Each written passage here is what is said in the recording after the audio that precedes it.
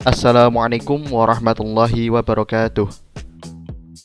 Perkenalkan, nama saya Muhammad Irham Salahuddin dengan NIM 14014201153 dari Rombel C 2020 PGSD FIP UNES.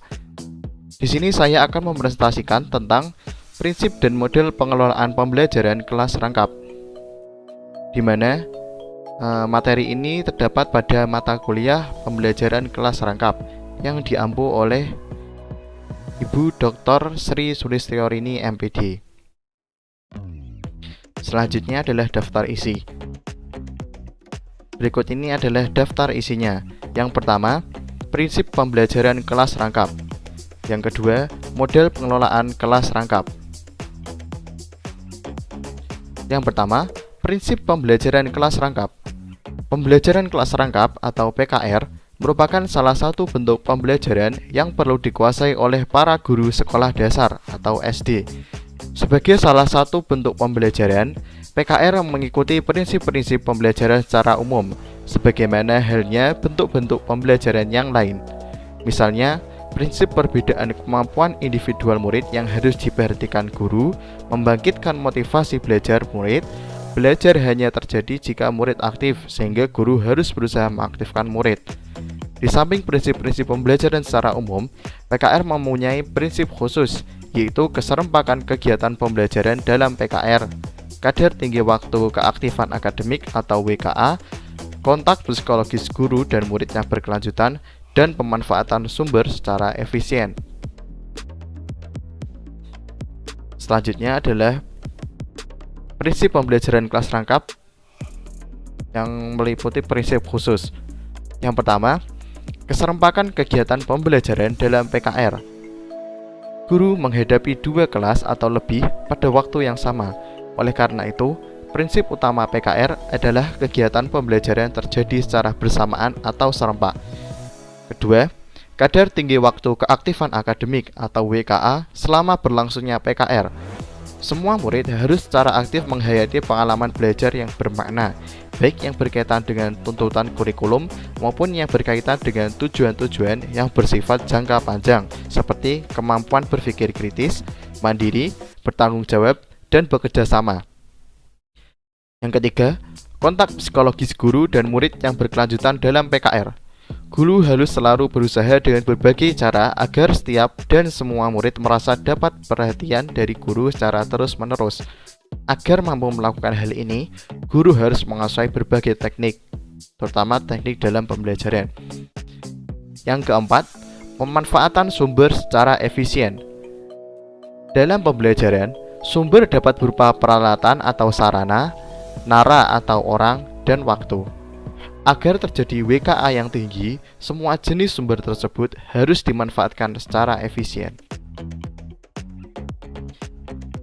Selanjutnya, yang kedua dalam daftar isi, yaitu model pengelolaan pembelajaran kelas rangkap. Model yang akan kita bahas yaitu model 221, model 222, dan 333. Yang pertama, model PKR 221. Model PKR 221 merupakan model PKR murni karena prinsip keserempakan terpenuhi tanpa batas fisik. Perhatian tatap muka sebagai wahana pedagogis kontrol guru terhadap kelas dapat berlangsung terus-menerus. Model ini sangat dianjurkan untuk digunakan karena paling efektif di antara model PKR lainnya. Namun, model ini hanya mungkin diterapkan jika jumlah siswa tidak terlampau banyak atau 15-20 orang saja. Yang kedua, model PKR 222. Model PKR 222 merupakan model PKR modifikasi untuk kondisi jumlah siswa lebih dari 20 orang yang tidak mungkin ditampung dalam satu ruangan.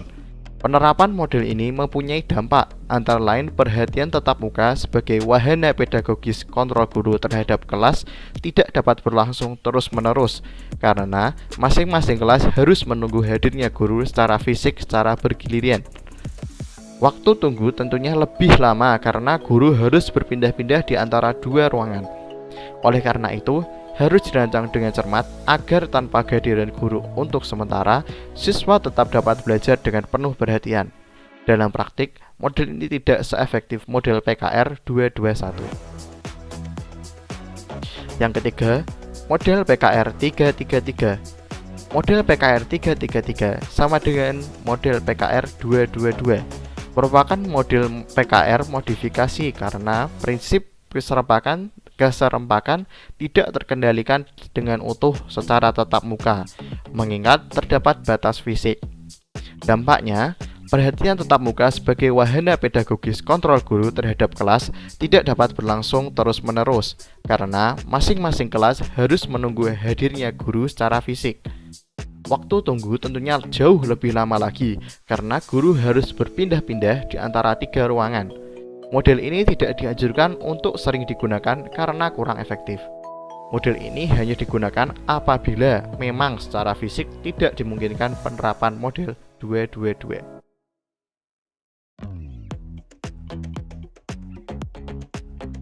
Nah, berikut ini adalah daftar pustaka yang saya gunakan dalam materi yang saya presentasikan ini. Baiklah, sekian presentasi dari saya.